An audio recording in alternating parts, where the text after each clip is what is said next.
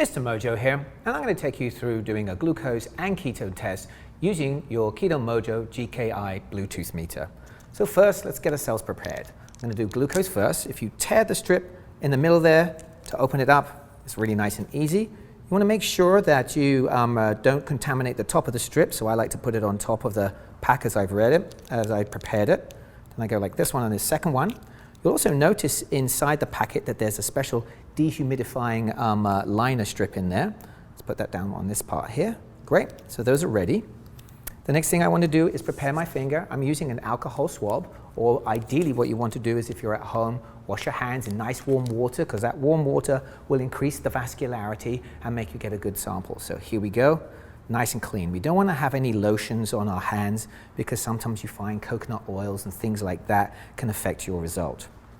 Now, also important that we want for that alcohol to fully dry off before we test. So now I'm preparing my lancet device, giving me a little bit more time for this to dry off on my finger. So we place it in like so, twist off the top, save that for later,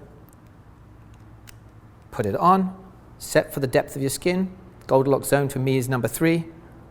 Pull that back so it's ready to fire. That's the trigger, and we'll be almost ready to go. So what we want to do is, we got everything ready.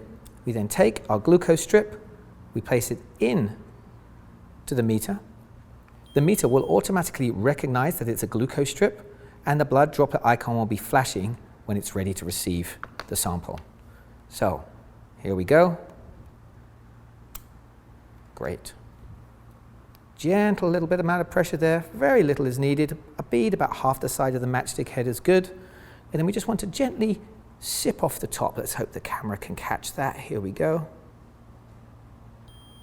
And in 5 seconds, we will get our glucose measurement. 4.7, really good. There's an ejector on the back, so you can eject that into the appropriate container, like so, and the meter will switch off. Now I'm going to go and use my ketone strip. Again, I'm going to place it into the top, like so. It'll recognize the strip, and the cool thing about this generation is they are auto-coding. That means you do not need a code key. Wonderful. And then once again, ketone measurement, gently sip off the top. Now this uses a super sip technology, which means it sucks it up extremely fast, meaning we can get far more accurate readings. And in 10 seconds, I will get my ketone measurement.